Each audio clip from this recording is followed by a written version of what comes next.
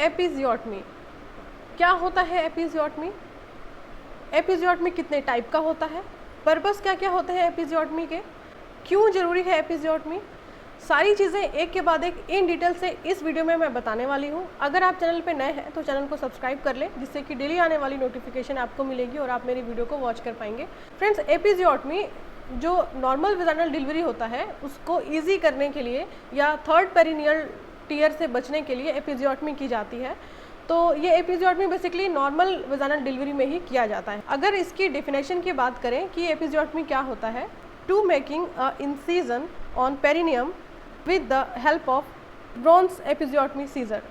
ये Braun's episiotomy scissor होता है।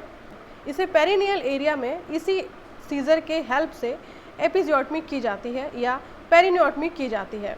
अब ये first degree perineal tier, second degree perineal tier और थर्ड डिग्री पेरिनियल टीयर क्या होता है? फ्रेंड, दरअसल जो नॉर्मल वेजाइनल डिलीवरी होती है उसमें एक छोटा सा कट लगाया जाता है ऑब्स्टेट्रिशियन के द्वारा बेबी के हेड को डिलीवर करने के लिए, क्योंकि जब वेजाइनल बर्थ होता है तो स्ट्रेचिंग के कारण कई बार थर्ड पेरिनियल टीयर्स देखने को मिलता है। तो थर्ड पेरिनियल टीयर से बचने के लिए डॉक्टर या आपकी ऑब्स्टेट्रिशियन एपिजियोटमी करती हैं, या जिसे हम कहते हैं एपिजियोटमी दिया जाता है, जिससे कि थर्ड डिग्री पेरिनियल टीयर से बचा जा सके। इसीलिए बेबी के हेड को डिलीवर कराने के लिए हमेशा आपके पेरिनियम एरिया में एक कट लगाया जाता है। फर्स्ट डिग्री पेरिनियल टीयर, इसमें कट ओनली स्किन, अगर आपके ओनली स्किन में कट लगा है तो फर्स्ट डिग्री पेरिनियल टीयर कहा जाता है। Second degree perineal tier, cut the skin and muscles. Third degree perineal tier, skin plus muscles and rectal.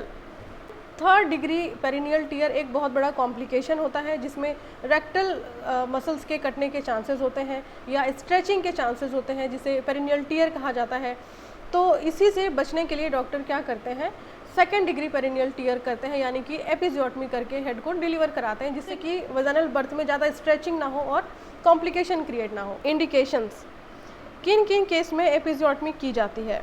Primary gravida females, multiple pregnancy जिसमें कि ट्विंस प्रेगनेंसी होते हैं, vacuum delivery, forceps delivery, gestational diabetic mellitus.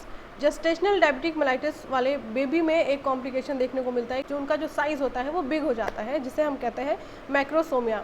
तो ऐसे baby को deliver कराने के लिए एपिजियोटमी करनी पड़ती है। हाइड्रोसिफेलस या मैक्रोसिफेली, हाइड्रोसिफेलस कहा जाता है जब बच्चे के हेड का साइज़ बड़ा हो जाता है स्पेशली, तब उसे टर्म देते हैं हाइड्रोसिफेलस, या हेड के अंदर जब पानी भर जाता है तो ऐसे केस में भी एपिजियोटमी करने की ज़रूरत पड़ती है। अब बात करते हैं नेक्स्ट पॉइंट, जो कि है पर्पस। अगर हम बात पर्पस की करें तो इसमें फर्स्ट पॉइंट है to increase introitus vaginal space to normal delivery, and second है to prevent complete perineal tear या third degree perineal tier.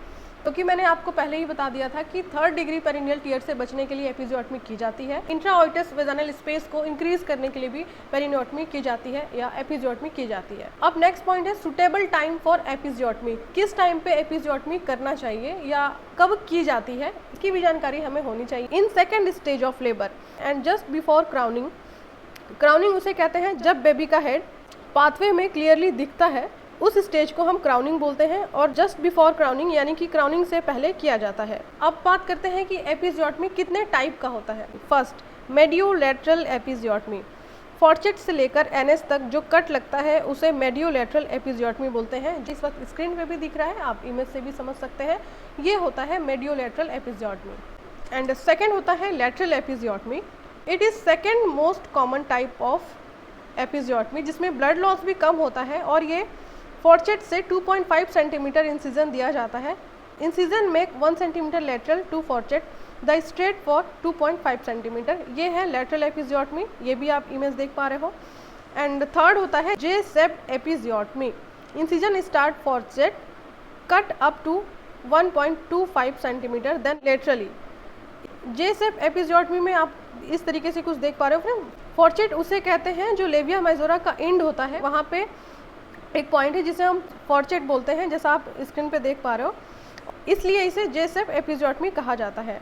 Friends ये तो थे अपने टाइप ऑफ एपिजियोटमी। अब बात करते हैं कि किस तरीके से इसे परफॉर्म किया जाता है। बहुत से लोगों का एक ही डाउट होता है कि लेबर पेन ऑलरेडी होता है तो क्या ये डायरेक्ट कट लगाया जाता है, नीचे जो डॉक्टर कट लगाते हैं। एपिजियोटमी लोकल एनेस्थीसिया के अंडर किया जाता है। 1% लिग्नोकैन लॉक्स इंजेक्शन यूज किया जाता है।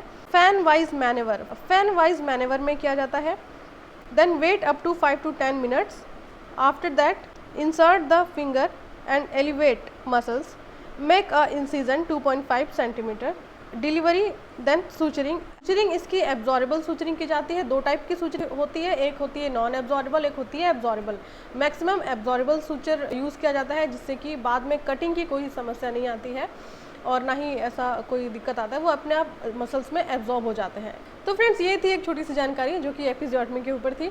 होप सो कि ये एपिजियोटमी को लेकर के जो डर होता है पेशेंट के माइंड में वो अब नहीं होगा, और अगर आप मेडिकल स्टूडेंट हैं तो आपको ये चीज़ भी क्लियर हो जाएगा कि एपिजियोटमी कब की जाती है, कितने टाइप की होती है और कैसे की जाती है। अगर वीडियो इन्फॉर्मेटिव लगे तो अपने फ्रेंड्स तक शेयर जरूर करना। फिर मिलेंगे ऐसे ही किसी इन्फॉर्मेटिव वीडियोज़ के साथ, तब तक के लिए टेक केयर, बाय बाय।